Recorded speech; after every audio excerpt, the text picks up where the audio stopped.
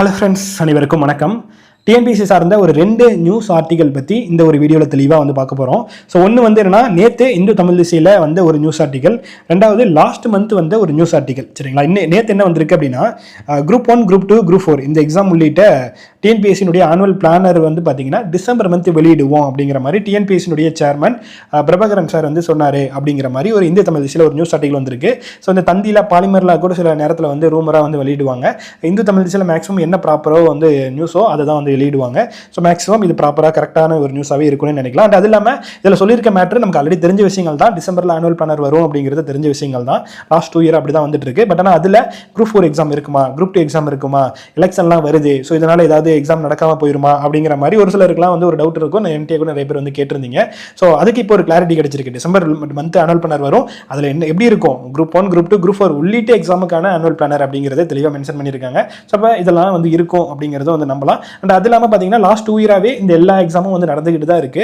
So முதல்லலாம் பார்த்தீங்கன்னா ஒரு வருஷத்துக்கு 20 எக்ஸாம் 30 எக்ஸாம் அந்த மாதிரி 2018-19 டைமில் இருக்கும். ஸோ இப்போ அப்படிலாம் இல்லாமல் எல்லாமே கம்பைல் பண்ணி ஒரு 6 எக்ஸாம் 7 எக்ஸாம் தான் 1 இயருக்கே பிளான் பண்ணியிருக்காங்க. அப்படிங்கிறப்ப ப்ராப்பராக அவங்களால ஈஸியாக எவ்ரி இயர் நடத்திட முடியும். அண்ட் ஆன் டைம்லையும் லாஸ்ட் 2 இயராகவே ஆன் டைமில் நடந்துகிட்டு இருக்கு. ஸோ அதையும் உங்களால் பண்ணிட முடியும். அண்ட் அது இல்லாமல் டிஎன்பிஎஸ்சியுடைய சேர்மன் இப்போ இருக்கக்கூடிய பிரபாகரன் சார் பார்த்தீங்கன்னா 2 இயர்ஸ்க்கு முன்னாடியே இந்த விஷயத்தை தான் சொல்லியிருந்தாரு. எல்லா இயரும் எல்லா எக்ஸாமும் இருக்கிற மாதிரி நாங்கள் பிளான் பண்ணிட்டு இருக்கோம் அப்படிங்கிற மாதிரி. ஸோ அதே மாதிரி தான் 2 வருஷம் நடந்துட்டு இருக்கு. அடுத்த வருஷமும் கட்டாயமாக குரூப் 4, குரூப் 2 இருக்கும் அப்படிங்கிறது நம்ம எதிர்பார்க்கலாம். சரிங்களா? ஸோ இது ஒரு பாசிட்டிவான நியூஸ். நிறைய பேருக்கு கொஞ்சம் டவுட்டில் இருந்தவங்களுக்கு ஒரு கிளாரிட்டி இதன் மூலமா கிடைக்கும். ஒரு பாசிட்டிவான நியூஸ். ஸோ அண்டு ரெண்டாவது விஷயம் பார்த்தோம் அப்படின்னா, லாஸ்ட் மந்த் ஒரு நியூஸ் அப்டேட் என்ன அப்படின்னா, பல்கலைக்கழகங்களில் ஆசிரியர் அல்லாத பணியிடங்களை டிஎன்பிஎஸ்சி மூலம் நிரப்ப சட்ட மசோதா தாக்கல் அப்படின்னு ஒரு நியூஸ். ஸோ இப்போ பல்கலைக்கழகங்களில் பார்த்தீங்கன்னா இப்போ அங்கே டீச்சர்ஸ் அப்படிங்கிறது, ப்ரொஃபசர்ஸ் அப்படிங்கிறது இருப்பாங்க. அது வேறு சைடில் நமக்கு ஃபில் பண்ணுவாங்க. பட் அது இல்லாத நிறைய போஸ்ட் இருக்கும் இல்லையா? இப்போ நம்ம குரூப் 4லலாம் கூட நம்ம இது பண்ணோம், ஜாப் எடுத்தோம் அப்படின்னா அதில் நிறைய டிபார்ட்மெண்ட்ஸ் இருக்கும். அதே ஸ்கூல் டிபார்ட்மெண்ட் இருக்கும், காலேஜஸ் அப்படிங்கிறதும் தனித்தனியாக இருக்கும். சரிங்களா?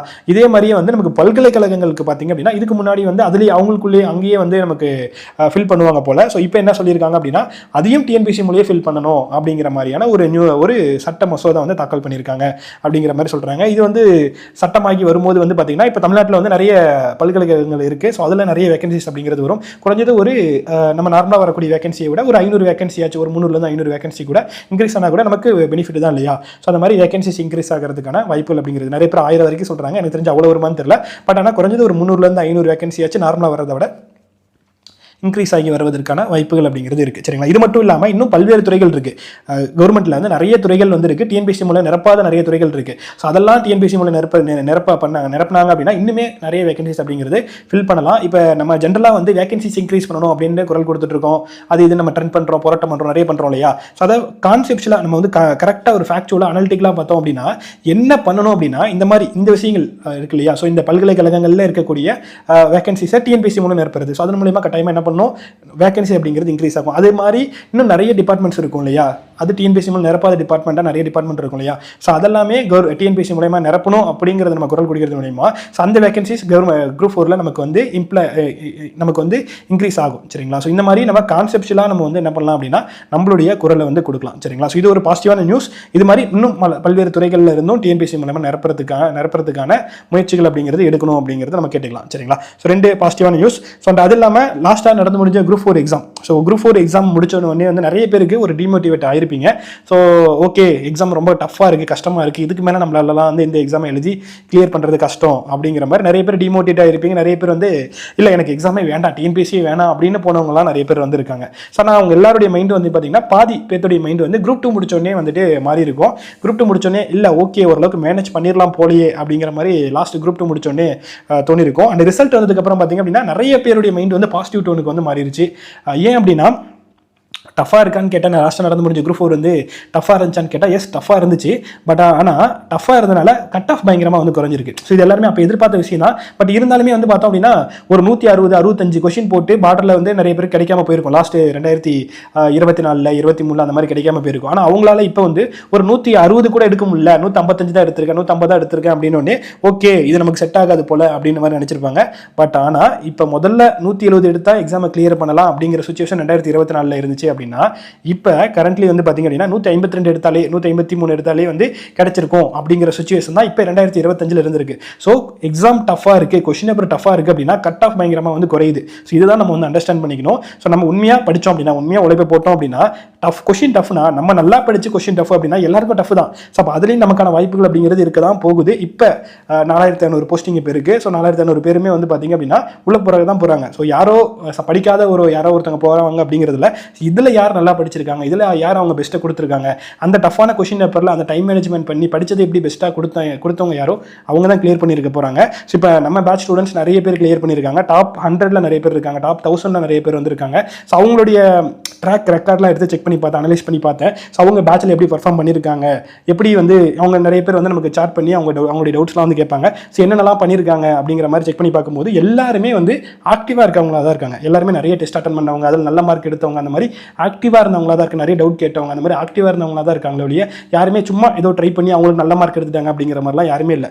மேபி இப்போ ஒரு 152 53 எடுத்தால் கிடைக்கும் அப்படிங்கிறப்ப அவங்க வந்து ஒரு 148 எடுக்கக்கூடிய ஒரு ஆளாக இருப்பாங்க. அவங்களுக்கு 2-3 கொஸ்டின் எக்ஸ்ட்ரா விழுந்து கிடைச்சிருக்கும். இல்லை ஒரு சிலருக்கு வந்து ஒரு லக்கு விழுகாமல் ஒரு 2-3 கொஸ்டின் பின்னாடி வந்து அந்த பார்டரில் இருக்கவங்களுக்கு கொஞ்சம் லக்கு ஃபேவர் பண்ணியிருக்கலாம், கொஞ்சம் லக்கு ஃபேவர் பண்ணாமல் கொஞ்சம் கிடைக்காம இருக்கலாம். ஸோ அப்படி வேணா இருக்கலாமே ஒழிய டோட்டலாக ஒரு 130 தான் எடுக்கக்கூடிய ஒருத்தங்களுக்கு 160 கொஸ்டின் விழுந்துருச்சு அப்படிங்கிறதுலாம் சொல்ல முடியாது. ப்ராக்டிக்கலி அது பாசிபிள் இல்லை. இப்போ நானுமே நிறைய பேர் படித்த நிறைய நல்ல ரேங்க் எடுத்த நிறைய பேர் வந்து பேசி பார்க்கும்போது என்ன தெரிய வருதுன்னா அவங்களுமே சில்லி மிஸ்டேக்ஸ் பண்ணியிருக்காங்க. அவங்களுக்குமே வந்து தெரிஞ்ச கொஸ்டினை கூட தப்பு பண்ணியிருக்காங்க.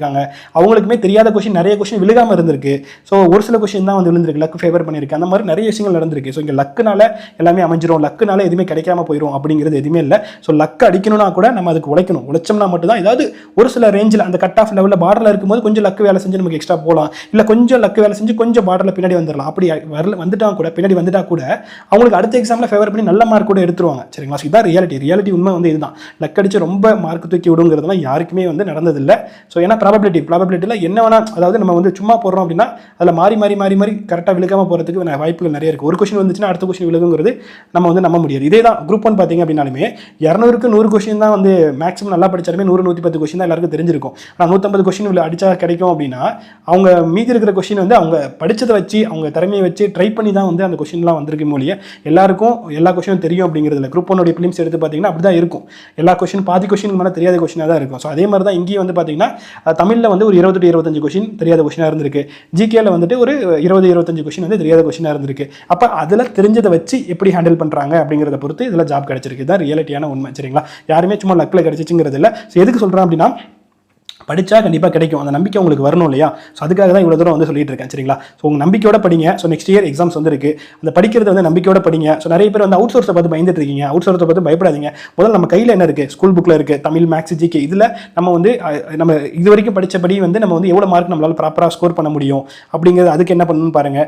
அவுட் சோர்ஸுக்கு வந்து பார்த்தீங்க அப்படின்னா ஃபுல் மார்க் எடுக்கணுங்கிறது நம்ம பார்க்கக்கூடாது. ஸ்கூல் புக்கில் ஃபுல் மார்க் எடுக்க ட்ரை பண்ணலாம். அவுட் சோர்ஸை பொறுத்த வரைக்கும் ஃபுல் மார்க் எடுக்க ட்ரை பண்ணி மார்க் ரொம்ப லூஸ் பண்ணிடக்கூடாது. ஸோ அதுக்கு ஃபஸ்ட்டு என்ன பண்ணால் கம்மியாக படித்து அப்படி அதிக ஸ்கோர் பண்ணலாம். கன்ஃபார்ம் இந்த இடங்கள்லாம் மார்க் இதெல்லாம் வந்து வரும், அதை எப்படி நம்ம வந்து ஸ்கோர் பண்ணலாம், அதை தாண்டி ஒவ்வொரு மார்க்காக எப்படி இன்க்ரீஸ் பண்ணலாம் அப்படிங்கிற மாதிரி ஸ்மார்ட்டாக தான் திங்க் பண்ண முடியும். எடுத்த உடனே நான் வந்துட்டு 100க்கு 100 தான் அப்படிங்கிற மாதிரி இல்லாமல் இப்போ ஸ்கூல் புக்கில் இருந்து 80 கொஸ்டின் வருதா, ஓகே, ஸ்கூல் புக்கை தாண்டி 20 கொஸ்டினா, அதில் 5 கொஸ்டின் ஃபஸ்ட் அடிப்போம், அப்புறம் வந்து 80லேருந்து 85 ஆக்கும், அப்புறம் 88 ஆக்கும், அப்புறம் 90 ஆக்கும், அப்புறம் 92 ஆக்கும், அப்புறம் 93 ஆக்கும். இந்த மாதிரி தான் கொஞ்சம் கொஞ்சமாக நம்ம வந்து இன்க்ரீஸ் பண்ணணும். இதுதான் ஸ்மார்ட்டான வேவும் கூட. சரிங்களா? இப்போ நமக்கு லாஸ்ட்டாக 2 எக்ஸாம் சிலபஸ் மாற்றதுக்கு அப்புறமேட்டுக்கு 2 எக்ஸாம் குரூப் 2 குரூப் 4 2 நடந்து முடிஞ்சிருச்சு. ஸோ ரெண்டுத்துலையுமே நமக்கு ப்ராப்பராக ஒரு வியூ கிடைச்சிருச்சு. எப்படி அப்படிங்கிறதுக்கு நமக்கு ஃபுல் வியூ கிடைச்சிருச்சு. ஸோ இதை பேஸ் பண்ணி வரக்கூடிய குரூப் 4 குரூப் 2 வந்து நல்லபடியாகவே நம்மளால் பண்ண முடியும். ஸோ நானுமே உங்களுக்கு அந்த தமிழுக்கு ஜென்ரல் தமிழுக்கு தான் நிறைய பேர் பயந்துட்டு இருப்பீங்க இல்லையா? ஸோ அதுக்கு ஸ்கூல் புக்கை தாண்டி என்னென்ன விஷயங்கள் எப்படி படிக்கலாம் அப்படிங்கிறதுக்கு வித் ப்ரூஃபோடவே கொஞ்சம் அனாலிசிஸ் அப்படிங்கிறது பண்ணிட்டு இருக்கேன். ஸோ அதை பேஸ் பண்ணி உங்களுக்கு ப்ராக்டிக்கலாக இப்போ நிறைய பேர் கலைச்சோலுக்கு வந்து 1 லட்சம் கலைச்சோல் 1.5 லட்சம் கலைச்சோல் டெய்லி ஒரு நாளைக்கு 1000 படிங்க அப்படிலாம் சொல்லியிருப்பாங்க. அதெல்லாம் ப்ராக்டிக்கலி பாசிபிளே இல்லை. நமக்கு ப்ராக்டிக்கலாக என்ன பண்ண முடியும், இருக்கக்கூடிய டைமில் இருக்கக்கூடிய நம்மளுடைய எனர்ஜிக்கு என்ன பண்ண முடியுமோ, அதுக்கு என்ன வழியோ, அதில் எவ்வளோ ஸ்மார்ட்டாக அதிக மார்க் எடுக்கலாமோ அதுக்கான விஷயங்கள் என்னென்ன அப்படிங்கிறது நெக்ஸ்ட் ஒரு வீடியோவில் நான் தெளிவாக வந்து சொல்கிறேன். அதை பார்த்தோன்னே உங்களுக்கு இருக்கக்கூடிய ஒரு பயம், கொஞ்சம் நெஞ்ச பயமும் உங்களுக்கு வந்து போயிடும். சரிங்களா? ஸோ அவ்வளோதான் இந்த வீடியோ. ரெண்டு முக்கியமான அப்டேட்டு. ஒன்று வந்து நெக்ஸ்ட் இயர் ஆனுவல் பிளானர் வந்துடும். அதில் நமக்கு வந்துட்டு குரூப் 4 குரூப் 2 குரூப் 1 இந்த எக்ஸாம்லாமே இருக்கும். ஸோ அதனால் தைரியமாக வந்து படிங்க. ரெண்டாவது, ஸோ இந்த மாதிரியான பல்கலைக்கழகங்கள் இந்த மாதிரியான டிபார்ட்மெண்ட் எக்ஸாம்ஸ் வந்து இன்க்ரீஸ் ஆகும்போது இன்னும் கொஞ்சம் வேகன்சிஸ் இன்க்ரீஸ் ஆகிறதுக்கான வாய்ப்புகள் அப்படிங்கிறதும் வந்து இருக்குது.